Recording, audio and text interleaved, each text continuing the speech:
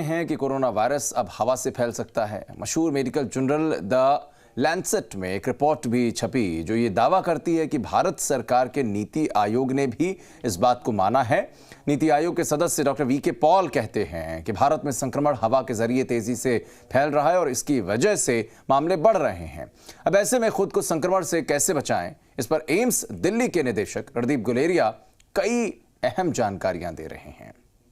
कई टाइम से लोग रिसर्चर्स कह रहे हैं और पिछले 7-8 महीने से तो कह ही रहे हैं कि जो वायरस है वो ड्रॉपलेट इन्फेक्शन भी है लेकिन एरोसॉल इन्फेक्शन भी है। तो इन दोनों में अंतर क्या है? ड्रॉपलेट इन्फेक्शन कि वायरस के जो पार्टिकल्स है, जो वायरस जो आगे खांसने से या बोलने से या छींकने से हवा में आता है, उसके जो ड्रॉप्स हैं वो थोड़े बड़े साइज के होते हैं, 5 माइक्रोन से ज़्यादा होते हैं और वो ड्रॉपलेट हैं तो एकदम ज़मीन पे या किसी सरफेस पे ड्रॉप कर जाते हैं, गिर जाते हैं और हवा में ज़्यादा देर नहीं रहते। इसलिए हम पहले कहते थे कि 2 गज की दूरी रखो। जो अभी आपके सरफेसेस हैं, चाहे वो टेबल हो, चाहे कुर्सी की साइड्स हो, उनको अच्छी तरह से साफ करते रहना चाहिए।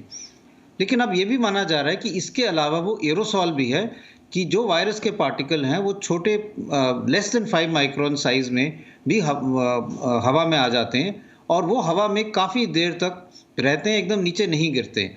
इसका यह मतलब हुआ कि अगर एक बंद कमरा है जहाँ पे कोई कोविड पॉजिटिव पेशेंट है और वो खांसता है, तो खांसने पे कुछ हद तक उसके वायरस के पार्टिकल्स हवा में रहेंगे और अगर उस कमरे से बाहर भी चले जाए और उसके बाद कोई और व्यक्ति आए तो वो भी अफेक्ट हो सकता है।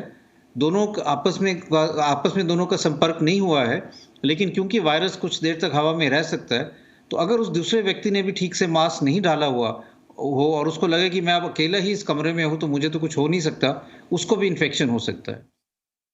अगर आप अकेले में हैं और आप किसी ऑफिस में हैं या किसी ऐसी जगह पे जहाँ पे और व्यक्ति भी होते हैं और जहाँ पे क्रॉस वेंटिलेशन अच्छी नहीं है, तो मास्क ज़रूर लगाना चाहिए। अगर आप अपने घर के अंदर ही हैं जहाँ पे आप ही अकेले रहते हैं या घर का और सदस्य नहीं है, तो आप मास्क उतार सकते हैं। दूसरा ये है कि जहाँ पर भी आप हैं, घर के अंदर हों या घर के बाहर हों, घर ऑफिस में हो या घर के अंदर हों, क्रॉस वेंटिलेशन बहुत ज़रूरी है। अपनी खिड़कियाँ खुली रखें, दरवाजे खुली रखें जिससे हवा आती रहे, क्रॉस होती रहे। इसलिए हवा में अगर वायरस भी है तो एकदम बाहर चले जाएगा और बाहर की जो गर्मी है या धूप है उसमें वायरस एकदम मर जाएगा। तो कुछ हद तक ये माना जा रहा है कि अगर एरोसॉल है तो हमें मास्किंग जो है वो और अच्छी करनी पड़ेगी।